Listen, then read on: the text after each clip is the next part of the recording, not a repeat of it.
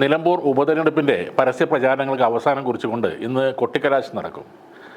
Nilambur town കേന്ദ്രീകരിച്ചാണ് കൊട്ടിക്കലാശം നടക്കുന്നത്. ഇതിനായി നഗരത്തിലെ പ്രധാനപ്പെട്ട സ്ഥലങ്ങൾ മുന്നണികൾക്കായി പോലീസ് പ്രത്യേകം വേർതിരിച്ച് നൽകിയിട്ടുണ്ട്.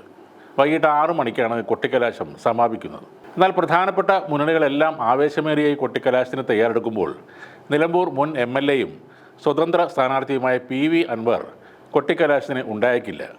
സമയം അമൂല്യമായതിനാൽ കലാശക്കൂട്ടിൻ്റെ ആ സമയം കൂടി വീടുകൾ തോറും കയറി പ്രചാരണം നടത്താനാണ് അൻവറിൻ്റെ പദ്ധതി.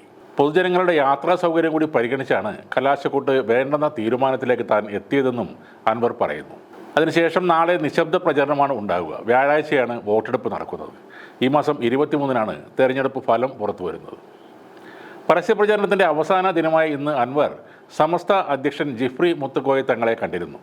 സമസ്ത EK വിഭാഗത്തിന് മണ്ഡലത്തിലുള്ള ശക്തമായ സ്വാധീനവും സമസ്തക്കുള്ളിൽ വളർന്നു വരുന്ന ലീഗ് വിരുദ്ധ ചേരിയുടെ വോട്ടുകളുമാണ് അൻവർ ഇതിലൂടെ ലക്ഷ്യം വെക്കുന്നത്. നേരത്തെ കാന്തപുരം AP അബൂബക്കർ മുസ്ലിയാരുമായും അൻവർ കൂടിക്കാഴ്ച നടത്തിയിരുന്നു. തുടർന്നാണ് ഇന്ന് ജിഫ്രി തങ്ങളെ കാണുന്നത്. UDF-നും LDF-നും ഇത്തവണ അഭിമാന പോരാട്ടമാണ് നിലമ്പൂരിലേത്.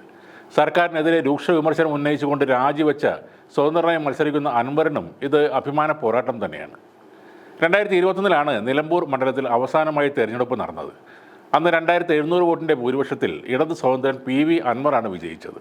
കോൺഗ്രസ് സ്ഥാനാർത്ഥി VV പ്രകാശിനെ പരാജയപ്പെടുത്തിക്കൊണ്ടായിരുന്നു അൻവറിൻ്റെ ജയം.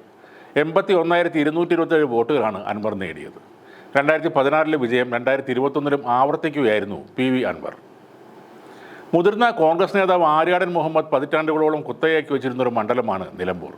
അവിടെയാണ് ഇടത് സ്വതന്ത്രനായി 2016-ൽ PV അൻവർ ആദ്യ വിജയം സ്വന്തമാക്കുന്നത്. 11,504 വോട്ടിൻ്റെ ഭൂരിപക്ഷത്തിലാണ് അന്ന് ആര്യാടൻ ഷൗക്കത്തിനെ അൻവർ പരാജയപ്പെടുത്തിയത്.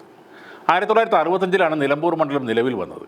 ആദ്യ ജയം നേടിയത് CPM-കാരനായ K കുഞ്ഞാലിയാണ്. ഏറനാട് കമ്മ്യൂണിസ്റ്റ് പ്രസ്ഥാനത്തിന് തുടക്കമിടുകയും നിലമ്പൂരിൽ പാർട്ടിയെ വളർത്തുകയും ചെയ്ത ആളാണ് കുഞ്ഞാലി. ആര്യാടൻ മുഹമ്മദിനെ പരാജയപ്പെടുത്തിക്കൊണ്ടായിരുന്നു കുഞ്ഞാലിയുടെ വിജയം. 1970-ലാണ് മണ്ഡലത്തിൽ കോൺഗ്രസ് ആദ്യമായി വിജയിക്കുന്നത്. പിന്നീട് 1977-ലാണ് ആദ്യമായി ആര്യാടൻ മുഹമ്മദ് ഈ മണ്ഡലത്തിൽ വിജയിക്കുന്നത്. എന്നാൽ 82-ൽ ഇടത് സ്വതന്ത്രൻ TK ഹംസ മണ്ഡലം തിരിച്ചു പിടിച്ചു. പിന്നീട് 87 മുതൽ കോൺഗ്രസിൻ്റെ കോട്ടയായി മാറുകയായിരുന്നു നിലമ്പൂർ മണ്ഡലം. 2011 വരെ ആര്യാടനായിരുന്നു നിലമ്പൂർ ഭരിച്ചിരുന്നത്. അതിനിടെ 2016-ലായിരുന്നു അൻവറിൻ്റെ കടന്നുവരവ്. 2016 മുതൽ 2025 ജനുവരി വരെ അൻവറായിരുന്നു ഇവിടെ MLA ആയിരുന്നത്. വിജയിക്കാം എന്ന മോഹം ഇത്തവണ അൻവറിന് ഇല്ലെങ്കിലും മോശമല്ലാത്ത രീതിയിൽ വോട്ടുകൾ നേടേണ്ടത് വളരെ അത്യാവശ്യമാണ്. അല്ലാത്തപക്ഷം അൻവർ കേരളത്തിൻ്റെ രാഷ്ട്രീയ ചിത്രത്തിൽ നിന്ന് തന്നെ ഇല്ലാതാകും. തൃണമൂൽ കോൺഗ്രസിനും അതോടെ അൻവർ ആരുമല്ലാതായി മാറും.